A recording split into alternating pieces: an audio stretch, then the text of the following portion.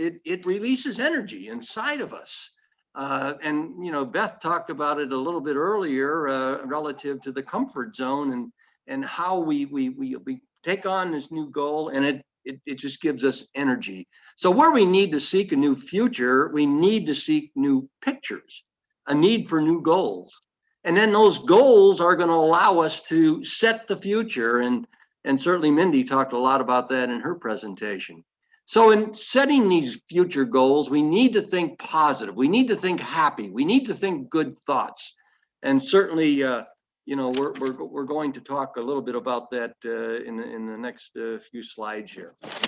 So let's talk about beliefs. The beliefs are how our beliefs are formed.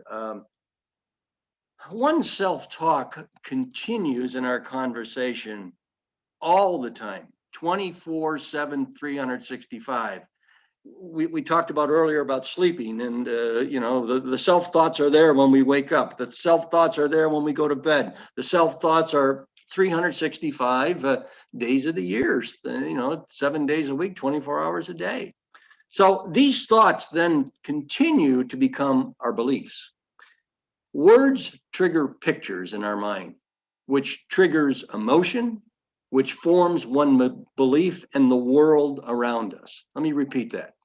Words trigger pictures in our mind, which triggers emotion, which forms one's belief in the world around us. So we can choose to reject what we hear from others around us, but that's our choice. Another word for self-talk is affirmation. Affirmations can be negative. I can't do that. I never will be good at that, et cetera, et cetera. We need to continually reflect the negative and develop or replace with the positive. I can overcome adversity. I am good, et cetera, et cetera. So let's now talk more about the beliefs and the self-talk. So let's delve further into self-talk.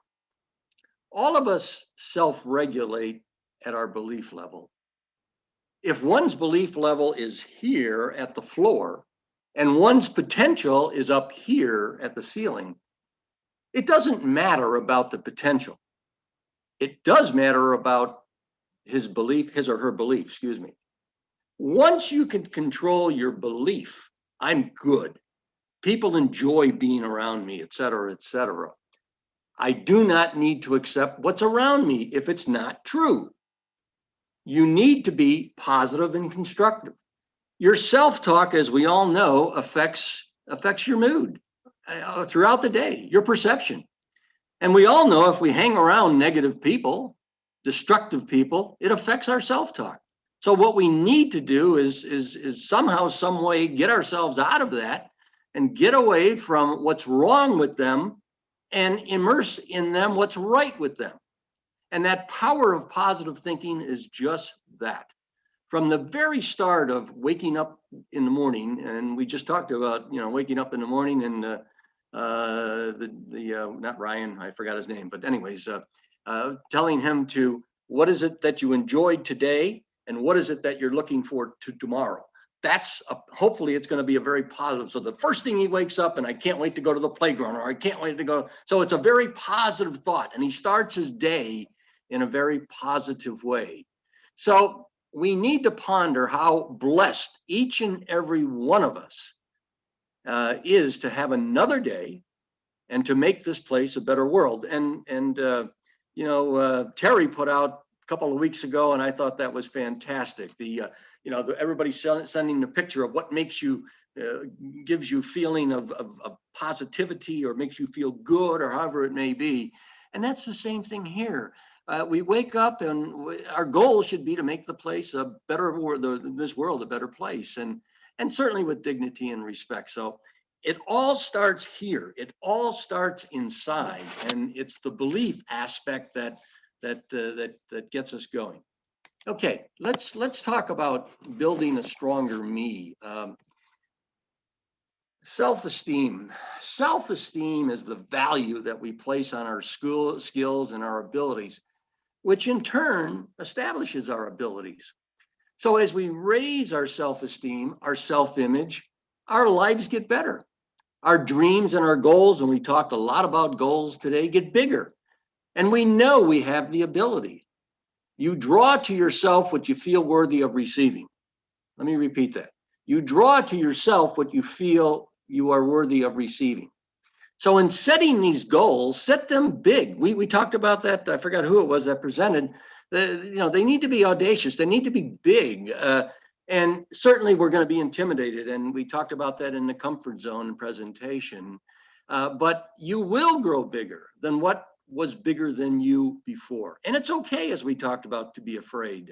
It's okay. It's just a matter of, again, designing and building that inner self, a way or means of developing new schools. I think about, I want to, Hope was talking about her business that she, at one time, that was a dream, a vision. It was probably an audacious goal that she had for herself. It probably threw her out of order, like all of us who have these audacious goals, and it throws us out of order. And that's okay. But again, I'm going to refer back to the inside. As long as the inside has order, things are going to be fine. And start with that attitude that you have as much aptitude and you will meet with success, no question. Abdi or somebody referred to, failure. Maybe it was Mindy, I think. It's okay to trip. It's okay to make mistakes. It's okay to fall. That's how we learn. But as Abdi said, don't make it over and over and over again, because that certainly is not what we want to do. You take corrective action, you learn from your mistakes, and you move on. So, the self-esteem is a very, very important aspect. Okay, let me move now into the future, my present tense. Your present tense, your present thoughts determine your future. Once again, your present thoughts determine where you're going to go, your future. Now, there are 4 levels of self-talk that we all have. You'll see here the negative resignation. And those are the people that say, I can't do that. There's no way. I mean, I know we've all met people like that I just can't. They just refuse to change. They just are the same. And that's okay if that's what they want to do. But it totally shuts down the system. Then there's recognition. And the recognition, you recognize that there's an intent to change. I should lose weight. Words like you ought to and are used. And if you will or you ought, it's not going to make for the change because it's not a real commitment. And then there's the vow to change. A vow is a commitment. It's something that you will never act that way again. Will is a commitment, but to overcome, you need a replacement picture. What are you going to do? You say you will, but what are you going to do to change that picture? And in the future, that replacement picture, you've got to come up with a new idea. Your CR, your current reality must change. You move towards what you become like, what you think about. Again, you move towards what you think about. So as you visualize new and you forget about the old, things all of a sudden become easier. Example, we may be watching TV and we have a pretty nice car right now and it rides fine, but you see this brand new car, brand new truck, and boy, this thing looks great. I wish I had one of those. I could picture myself driving in this thing. So then all of a sudden you get in your present car and guess what? You start to find fault with that car. Again, you visualize this driving this new car and then suddenly, as I mentioned, you find fault. So we think about 3 time frames: the past, the present, and the future. Now, high performance effective people that we all know think about the future as though it's already been accomplished. They not only have been thinking about it, but they see the visualization that it's already been accomplished. And how it's going to be accomplished, we don't worry about because somehow, some way, but the fact that they've established this, they'll get it done. you move towards and become like what you think about. Um, I picture our grandsons, your daughters, your sons, or whatever, and we're in an open field, and they're riding the bike for the first time. So they're on that bike, and there's a huge boulder, just like where that Jeep was. Now there's a boulder in the middle of this field. So you impress upon your son or daughter or grandson or granddaughter and say, do not, I repeat, do not hit that rock. I'm going to say it one more time. Do not hit that rock. Guess what happens? They hit the rock. I mean, it's been ingrained in their thought pattern. I'm from Buffalo, New York, and we play a lot of hockey in Buffalo. I never did, but that's like the goalie when there's a breakaway and there's a small opening in the right corner of the net, in the upper right-hand corner of the net, and he's focused on that. If he were to focus on the goalie, who is to block the shot, guess what? He's going to block the shot. So he does not focus on that. He focuses on the corner of the net. So once again, you think about we all have we all have so much talent.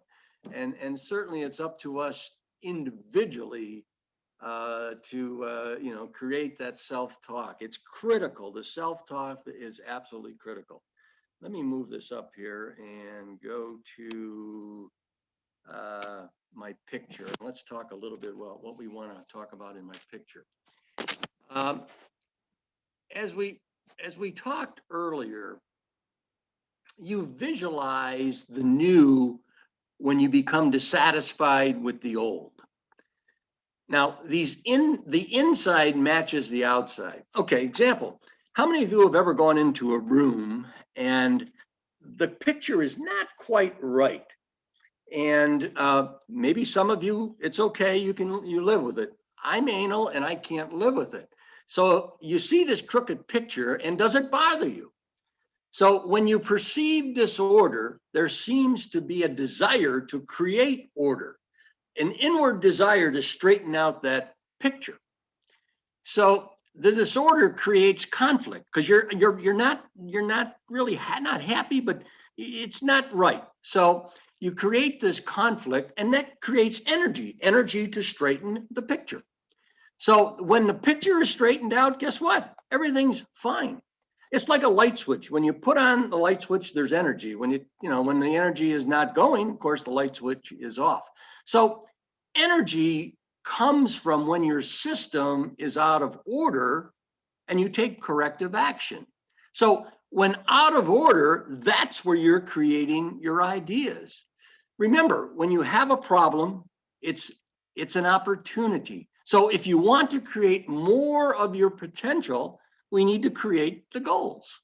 It's out of order, into order. So goal setting is really very simply getting used to the future the way you want to. Remember, there's no growth without discontent. As you visualize the new way of doing something or a better life, you become dissatisfied with the old and you accept the new. So many times in the new, you say to yourself, why didn't I do that sooner? I have a personal story. As I shared with you, I've been married 51 years, and Mary Ellen and I were in a beautiful home on the lake, and we retired and we moved to Florida, and we are having 2 homes that we're paying for, and da. And I absolutely just resisted that we're going to be moving. It took Mel probably 2 years to finally convince me. To this day, I admit, and I've admitted to her, and she might be in the background, she is, it was a mistake. Correct, Mel? I'm not talking. Oh, she's not talking.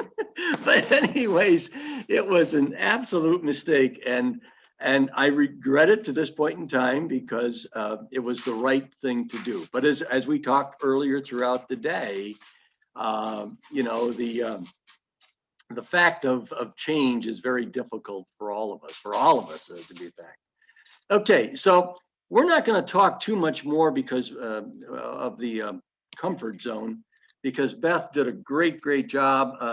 Just a couple of additional additions to what she did, but in the mindset of change, there's no question that to elicit change, you've got to get out of your comfort zone. And as Beth very well pointed out to us, is that it's that zone where we're free from, the comfort zone is when you're free from anxiety and tension.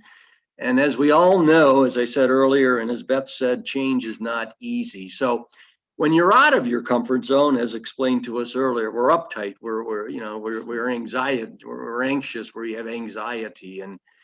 And goal setting and stretching your comfort zone is certainly a familiarization project. We've got to familiarize ourselves. And it starts from, again, the inside out. And you need to work itself out. You need to imagine yourself safely in the next step, in the safe zone. You can't force the situation. And it needs to be practice and practice and practice. Worst case scenario is that you trip, you fall, and you get defeated and you give up. It's got to be done in a practical, realistic situation. Again, going back to Buffalo, we did a lot of hockey skating and things of this nature, and one of our friends did go to the Olympics, and he was 4 years old, and when he was 4 years old, he pictured himself on the podium, the Olympic podium, wherever it was going to be, Russia, China, wherever. And he pictured himself with the medal. He had a picture in his bedroom of the gold medal on his chest. And he had that for years and years and years. Unfortunately, there was a change, and when the collegiates were no longer allowed to be in the Olympics because it became professional. It was unfortunate, but that's neither here nor there. But he pictured that. That was a mindset. So again, sometimes when we're going to be talking to prospective game changers in jobs, et cetera, they've just got to say, maybe they lost their job, but they've got to have this picture of themselves in this new job, or this picture of getting promoted and sitting in this seat. But pictures trigger action, no question. So it takes practice. You have to expand your mind, and you have to safely place yourself in that mindset, yourself into that mindset. Now, we're going to talk a little bit about affirmations, or maybe we're going to do it. Let me see, I'm going to do it now or later. I'm going to do it in a little bit, I guess. No, I'm going to do it now. Let me move into it now. Affirmations are absolutely key to the future. Affirmations and visualizations are absolutely key to the success. As I mentioned earlier, you don't need to know how, but you've got to set the goal. And once you set the goal, you'll figure it out. Somehow, some way, you'll get it figured out. Let's talk a little bit about affirmations. They're not end results. They are really the means to the end of the end result. And affirmations are simply one-sentence statements that holds one accountable for the attainment of a goal. Now, affirmations need to be, let me get that up here. I'm sorry, I didn't have it up here. No, I thought I had it. I don't. Never mind. Let me tell you what it is then. Affirmations have got to be personal. They've got to be real. They've got to be realistic. I can, I will. They've got to be positive. They've got to be written in a positive sense. You cannot say not I can or I will, but I have or I am. And they've got to have action words. I easily can. I aggressively can. And they have to express emotion. What makes me proud? They've got to be realistic, and they got to be confidential, such as I want to lose weight in a month of 30 pounds. Well, if you go out there and tell somebody that you want to lose weight, then it becomes a forced action.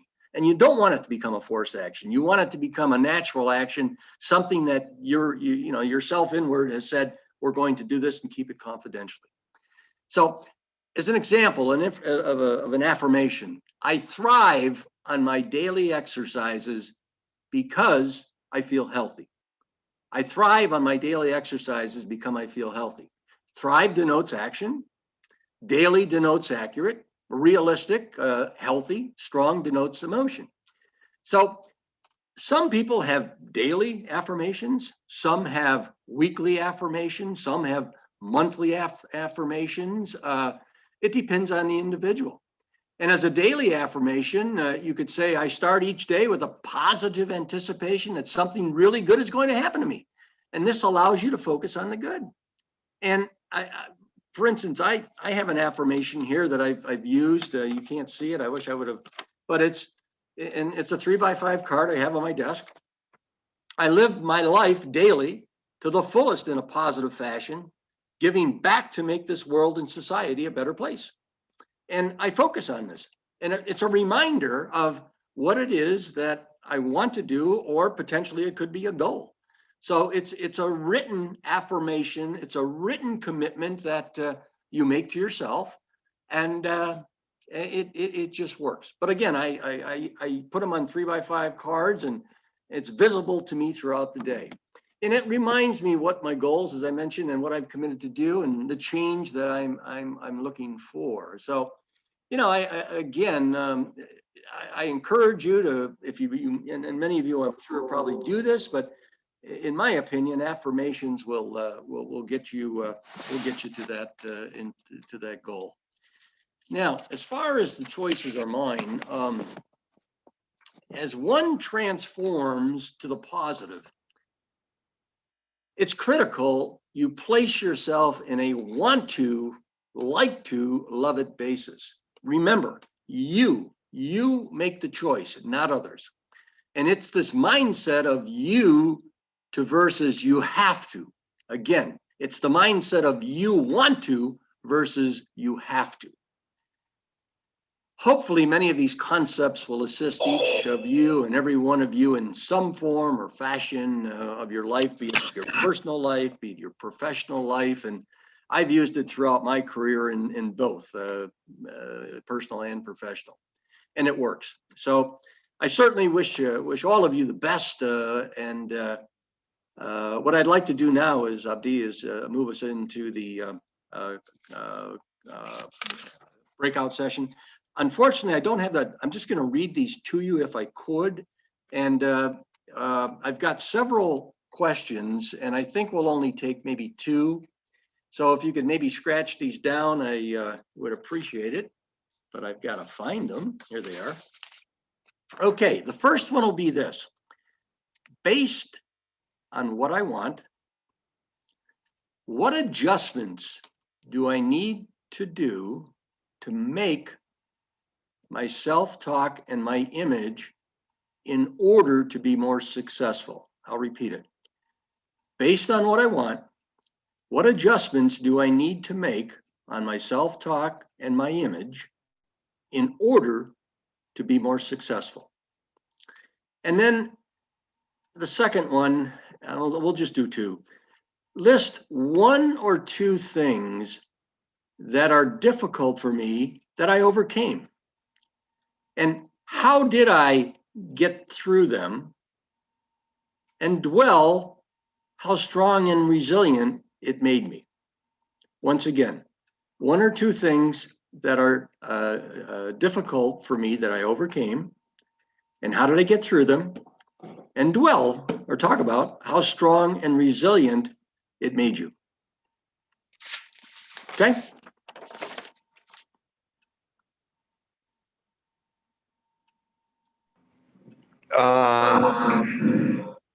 Excuse me, we are having some difficulty on getting to the breakout room. Can we stay in the main room? And, oh, sure, absolutely. We can do it. We can just do it collectively. We can have people volunteer, Abdi. I'll let you just handle that, or whoever. But yeah, no, go ahead and well, again, let me just sure. Let me just reach out to. Well, let me ask this. I'll reach out by saying, who has a birthday in February? Okay, Abdi. Anybody else? I can't see anybody else. I don't. Mine is in July. Oh, no. Okay. Who does anybody have a birthday in February? I'm looking for the first one. Okay. March. Okay, there we go. Okay, Joy. Hope, you're up. Well, I So wanted based to on, thank you, go- Ken, for just that. take, Yeah. just take the first one, if you will. Okay, but I wanted to say something first, if I may. Sure, absolutely. You know, I think this is so important, and a lot of times, I'm sure we all probably know this, but like for students to show that, to teach them about this, that there's actually a center in our brain called the reticular activating center that you know, like the real estate market in the 70s and 80s kind of stole this whole positive affirmation thing, but it's based on this center that we have in our brain, the same thing that like why we look at a movie one way and then we watch it again, we see something else. Or the affirmations, when you say them every day, they say it only takes 30 days to say them every day, and it actually reroutes the synapses, much like, you know, when you see psychologists doing tapping for trauma, and it repatterns the synapses and the pathways in the brain. So you actually, like that 12% of brain that we use every day, when you do the affirmations, you're actually expanding how much brain wattage, and you're literally like changing the filter in a old camera. You're changing like the aperture in from like being narrow, which is why people who are traumatized or depressed can only see negatively or only see very dismally things in their life. That like it only takes 30 days of saying those things to reroute those synapses, to open up the apertures in people's brains. So those affirmations actually have a very scientific reason for why sometimes people call it neuro-linguistic reprogramming, but why it actually works if you have the discipline to do it, because we are like magnets, right? We attract what we put out there. That's basic karma, you know, whatever somebody wants to believe in. But so okay, based on what do I need to do to be more, I need to be more disciplined. I'm a very disciplined person in general. I never have anything that goes over a due date or anything. But since my kid's been home, I have lacked the same amount of discipline of like every day, 8 a.m. at the computer, you know, till 4 or 5 every day. I have lacked that discipline. And maybe it's called adaptation for now. It's temporary adaptation. But I need to work on being more flexible and more, because of this lesson, I have learned I need to be more flexible and adaptable. So those are things I'm working on. Super. Anybody else? Abdi, you want to take a shot, or no? Anybody else want to take a shot? I'd be happy to. Well, I do believe in positivity, and I think it is the you know the thing that it's natural with us, and I think when we see positive people, we are attracted to them. It is easy to fall into a trap. I find myself that if I am tired, if I am you know, stressed and angry, or you know, in my case, hungry, I need to do something to address my condition. And the sooner I can deal with that, I can then become happier being. And you know, I have ways to catch myself and find ways to turn that around. But I do believe in attitude is altitude, and the better you think of yourself, the higher you're going to go. Get back on. Anybody want to take a shot at something that, you know, potentially that was difficult for you that you overcame? And then how did you get through that? If you want to share that with the group, and if anybody wants to share that with the group. No? Okay. I guess I'll get a little personal here. All right, it's all right. Well, I guess last year, both my parents passed away. So that was a little bit tough. I did, I guess, to deal with it from a personal standpoint, I went back to New York to try to help my dad deal with it initially. And then I guess I ended up going to some counseling for emotional dysregulation. That's what they say. And then I did go back to temple. Kind of my dad asked me to go back towards some temple stuff and this and that. So I did meet a rabbi that gave me some connections to some programs that I went through. And so that was how I kind of dealt with that. And then I kind of recognized, everything happens for a purpose. Nobody lives forever. And, at some point you kind of turn that around and recognize that some of the last things I did added to an inspiration to go forward. So that's kind of how that looked. That was wonderful. Thank you for sharing that, Ed. Thank you. Powerful. And they're in a better place. Yeah. Yeah, Ed, I really appreciate that. I lost my mom about 3 years ago, and I was raised as, she was a single mother, and I'm Jewish. And so culturally we were, enmeshed.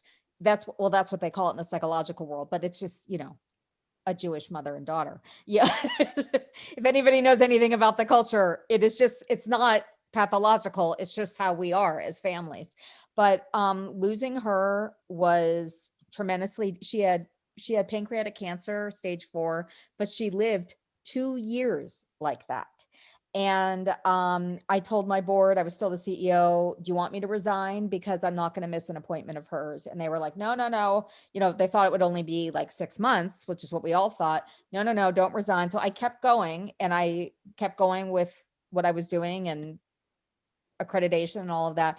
But that was the hardest loss. But I have to say, like you said, Ed, that it was, every day it was so hard to just, especially when you're in that real live grief, in the first year, especially.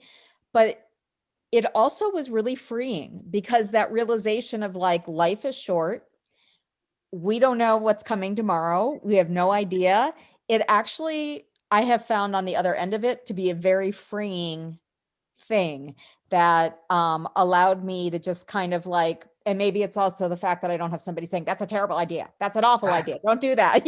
I also don't have that in my ear anymore. So I think that's freeing. But I found the same thing, that like being able to reconnect a little bit to my heritage and community was very healing. So I appreciate you sharing that. Thank you. Oh, thank you. And going back to the one more physical thing I ended up promising to do that you would recognize, I ended up promising to do the Kaddish at Temple each. Supposed to do that for 11 months every week. So I did do that every week. And then I did the last couple of months, I did it virtually, though. I did it on a Zoom with the temple. Oh, that's Hey. Yeah. But, whether you did it Zoom or whether you did it. Absolutely, you did it. You did it. Yeah. Okay, Abdi, that's about it then. Well, I want to thank you, Ken. And before we adjourn the evening, I want to thank all the speaker, Beth, Mandy, and Ken this afternoon. But we started a wonderful day with Danielle and Christy and Anne. You guys are all awesome. I am honored to be a part of this team. And I want to tell you, I can't wait to see you guys tomorrow. Yeah. This is supposed to be a very long week. Has been, but it is full of wonderful knowledge nuggets that I am going to take to my heart, and I'm very, very appreciative of everybody's time and contribution. Thank you all. It's energized everybody. We can see it. It's fantastic. But thanks for allowing all of us to be here. Yeah. Thank you. I enjoyed it, guys. See you guys tomorrow. I hope everybody gets some good rest this evening. Well, some of you, it's still a little bit of afternoon, but that's okay. Take care, everyone. Take care, guys. Thank you. I'm gonna go see the Thank you, Mindy and sunset. Ken. Thank you. I heard that, Abdi. What did you say, Abdi? What did Abdi say? I don't I want think to. he's home. I think he's gone already. No, he's right there. Oh, is he? Yeah. Abdi, are you still there? He's probably on mute. Oh, he's probably, okay. All right. See everybody in the Bye. morning. Have a lovely Take care. evening.